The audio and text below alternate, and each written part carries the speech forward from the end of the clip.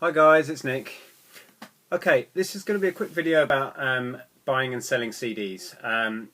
CDs are a bit of a passion of mine. It's kind of in my blood. I've been buying and selling CDs since I started buying and selling, which was in 1997. I was thinking about this yesterday, about how long I've been doing this. I've been full-time self-employed as a reseller for 13 years now. But I actually started buying and selling in 1997. And CDs was where I started. My first job, or the first job that I loved, was in a record shop. I used to work for R Price Records, so if you're as old as me, you'll remember the chain of record shops called R Price. They were fantastic shops. And then they were bought out by Virgin, so I worked for Virgin Megastores for a while after that.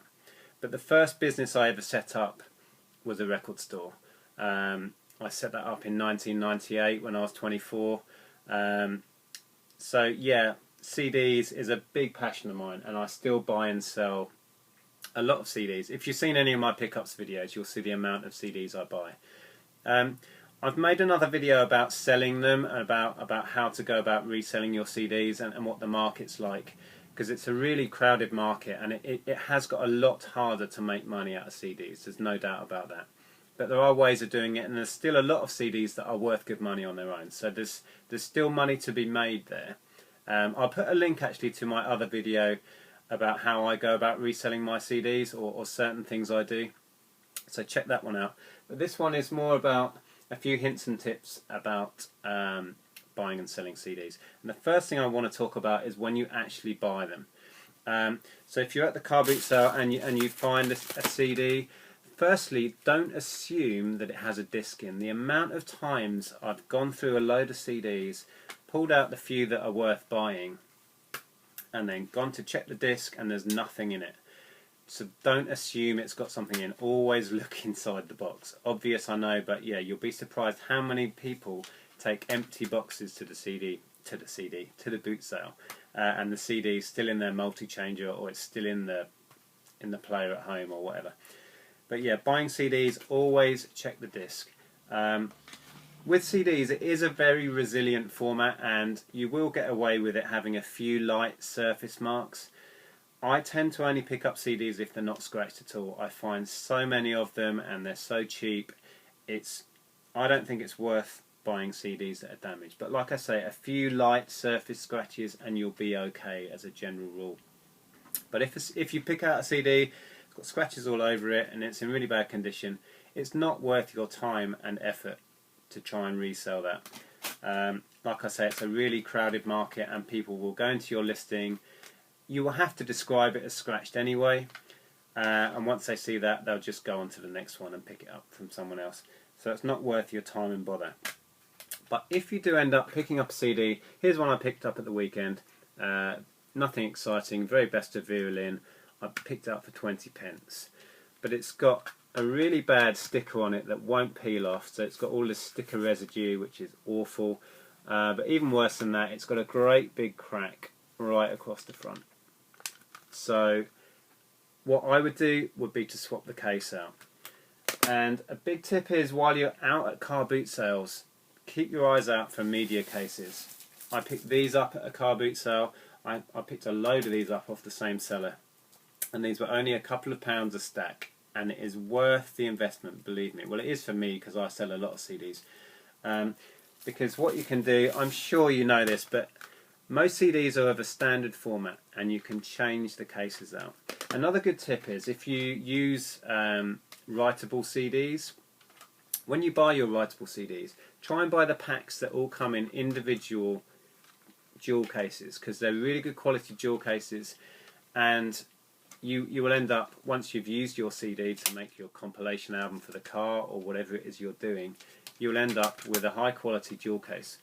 So for example, with this Virulin, just take the front sleeve out, pop out the tray with the disc, so there's your disc, and then once the tray's out, you can take your back sleeve out.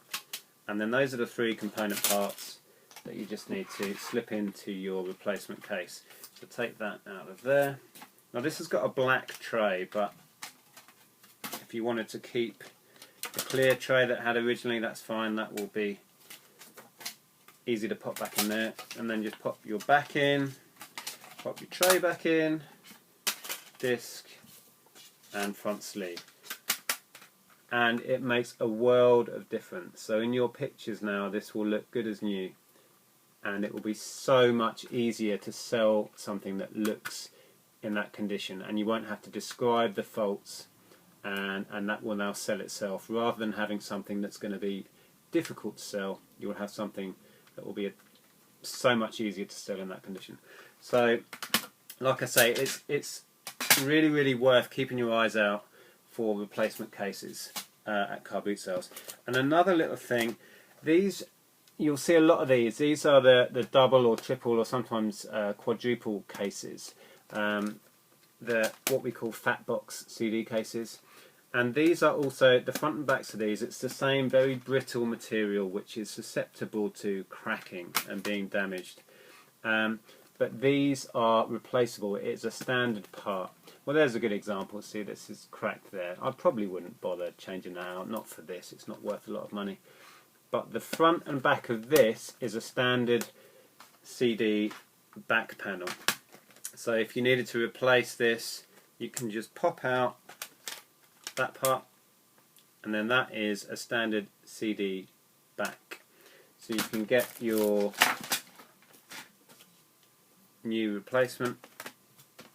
Take all of the stuff out of here, pop that out with its back sleeve, put the whole lot into there, and then that whole piece will hook into here and basically give you a brand new front on it. And it, again, it will just make it so much easier to sell.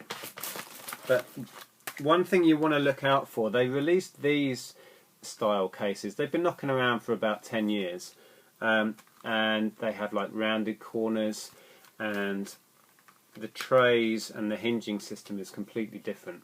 So the back sleeve is stepped in, and it's completely different shape, so it's not standard, and you can't swap these out. So if you're going to pick up a CD and it's in one of these cases with the curved corners, if the case is smashed up, unless you happen to have a replacement one of these in this particular design, you can't swap them out because they're not a standard format. So just be careful of those.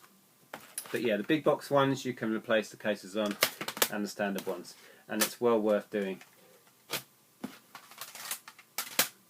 Okay, so that's that. Just a few hints and tips on buying and selling CDs. If you've not watched me before, I'm a full-time eBay reseller. This is what I do to earn a living. And I'm just here on YouTube chatting about what I do, showing you the stuff that I go out and buy, showing you the orders as they go out, and just sharing some hints and tips. So if you like what you see, please like and subscribe to my channel so you can see the new videos as I make them. Thanks for watching, guys. Take care.